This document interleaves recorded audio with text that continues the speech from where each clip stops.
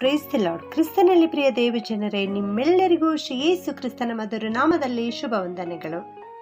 ಈ ದಿನದ ದೇವರ ವಾಕ್ಯ ಕೀರ್ತನೆಗಳು 88:13 ವಚನ.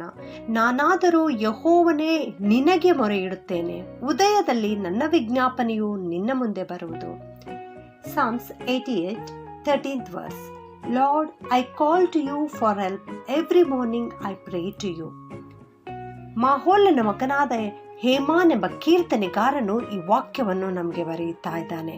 ಪ್ರತಿದಿನ ಉದಯದಲ್ಲಿ, ಬೆಳಗಿನ ಜಾವದಲ್ಲಿ ನನ್ನ ವಿಜ್ಞಾಪನೆಯು ನಿನ್ನ ಮುಂದೆ ಬರುವುದು ಎಂಬುದಾಗಿ ಯೆಹೋವನಿಗೆ ಅವನು ಹೇಳ್ತಾ ಇದ್ದಾನೆ, ಪ್ರಾರ್ಥನೆ ಮಾಡ್ತಾ ಇದ್ದಾನೆ, ದೇವರಿಗೆ ಮೊರೆ ಇಡ್ತಾ ಇದ್ದಾನೆ. ಮುಂಜಾನೆಯಲ್ಲಿ ನಾವು ಪರಲೋಕದ ತಂದೆಯ ಮುಖವನ್ನು ನಾವು ದೃಷ್ಟಿಸುವುದಾದರೆ ಆ ದಿನವೆಲ್ಲ ನಮ್ಮ ತಂದೆ ನಮ್ಮ ಜೊತೆಗಿದ್ದು ನಮ್ಮನ್ನು ಕಾಯ್ದು ಕಾಪಾಡುತ್ತಾರೆ, ನಮಗೆ ಬೇಕಾದುದೆಲ್ಲವನ್ನು ಒದಗಿಸಿಕೊಡುವಾತನಾಗಿದ್ದಾನೆ. ನಾವು ಯೆಹೋವನಾದ ಕರ್ತನಾದ ದೇವರ ಮುಖವನ್ನು ನೋಡುವುದಾದರೆ ಅಂಥವರ ಮುಖವು ಪ್ರಕಾಶಗೊಳ್ಳುವುದು. ಅಂಥವರಿಗೆ ಒಂದು ದಿನವೂ ಕೂಡ ನಾಚಿಕೆ ಪಡುವಂಥ ದಿನಗಳು ಬರುವುದಿಲ್ಲ.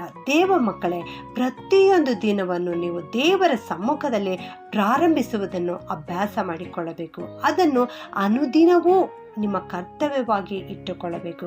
ಪ್ರತಿದಿನ ಬೆಳಗಿನ ಜಾವದಲ್ಲಿ ನಿಮ್ಮ ಕೆಲಸ ಕಾರ್ಯಗಳನ್ನು ಪ್ರಾರಂಭಿಸುವುದಕ್ಕಿಂತ ಮುಂಚಿತವಾಗಿ ನೀವು ಯೆಹೋವನ ಸನ್ನಿಧಿಯಲ್ಲಿ ಬಂದು ಆತನಿಗೆ ಬೇಡಿಕೊಳ್ಳುವುದಾದರೆ, ಆತನಲ್ಲಿ ಮೊರೆ ಇಡುವುದಾದರೆ, ಆತನು ಖಂಡಿತವಾಗಿಯೂ ನಿಮ್ಮ ಜೊತೆಗಿದ್ದು ಆ ದಿನವೆಲ್ಲ ನಿಮ್ಮನ್ನು ಕಾಪಾಡುವನು. ಅರಸನಾದ ದಾವೀದನು ಕೂಡ ಎಷ್ಟೋ ಕೆಲಸದ ಒತ್ತಡಗಳಲ್ಲಿ ಇದ್ದಾಗ್ಯೂ ಕೂಡ ಪ್ರತಿದಿನ ಮುಂಜಾನೆಯಲ್ಲಿ ಕರ್ತನ ಸಮ್ಮುಖಕ್ಕೆ ಓಡಿ ಬರುತ್ತಿದ್ದನು. ಕೀರ್ತನೆ 119:147 ನಾವು ನೋಡುತ್ತೇವೆ, ಅರುಣೋದಯದಲ್ಲಿ ಎದ್ದು ಮೊರೆ ಇಟ್ಟೆನು ಎಂಬುದಾಗಿ, ನಿನ್ನ ವಾಕ್ಯವನ್ನು ನಿರೀಕ್ಷಿಸಿಕೊಂಡಿದ್ದೇನೆ ಎಂಬುದಾಗಿ. ಪ್ರತಿದಿನ ಮುಂಜಾನೆಯಲ್ಲಿ ಬೆಳಗಿನ ಜಾವದಲ್ಲಿ ದಾವೀದರಸನು ಯೆಹೋವನಿಗೆ ಮೊರೆ ಇಡುತ್ತಿದ್ದನು. ಅಷ್ಟೇ ಅಲ್ಲ, ಆತನಿಗಾಗಿ, ಆತನ ವಾಕ್ಯಕ್ಕಾಗಿ ಆತನು ನಿರೀಕ್ಷೆಗೊಂಡಿರುತ್ತಿದ್ದನು.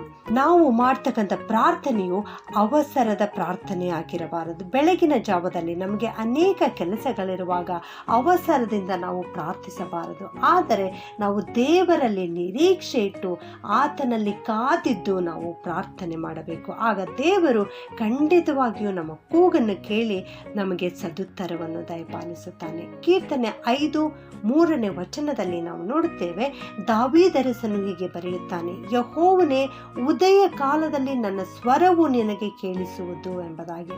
ಹೌದು, ಪ್ರತಿದಿನ ಉದಯದಲ್ಲಿ ಆತನ ಸ್ವರ ದೇವರು ಕೇಳಿಸಿಕೊಳ್ಳುವಂತೆ ದೇವರ ಮುಂದೆ ಬಂದು ಆತನು ಪ್ರಾರ್ಥನೆ ಮಾಡುತ್ತಿದ್ದನು.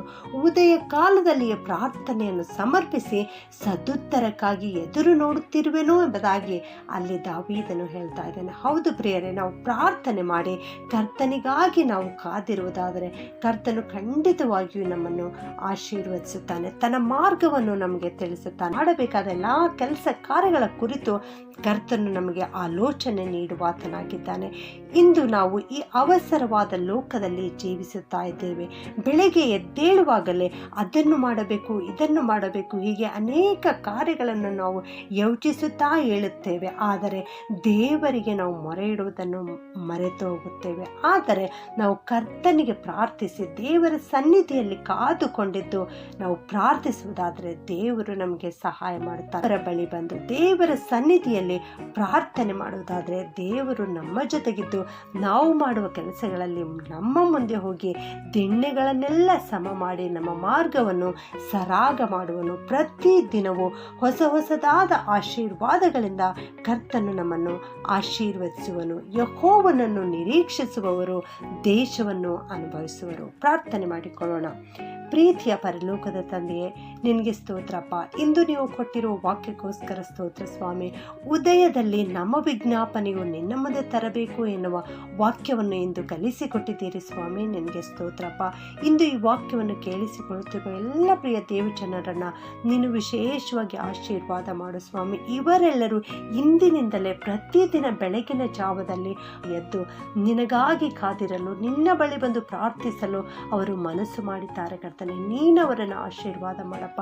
ಅವರು ಕೈ ಹಾಕುವ ಎಲ್ಲ ಕೆಲಸಗಳನ್ನು ಸಫಲಗೊಳಿಸಬೇಕಾಗಿ ಯೇಸುವಿನ ಒಂದೇ ನಾಮದಲ್ಲಿ ಬೇಡುತ್ತೇನೆ ತಂದೆಯೇ, ಆಮೆನ್.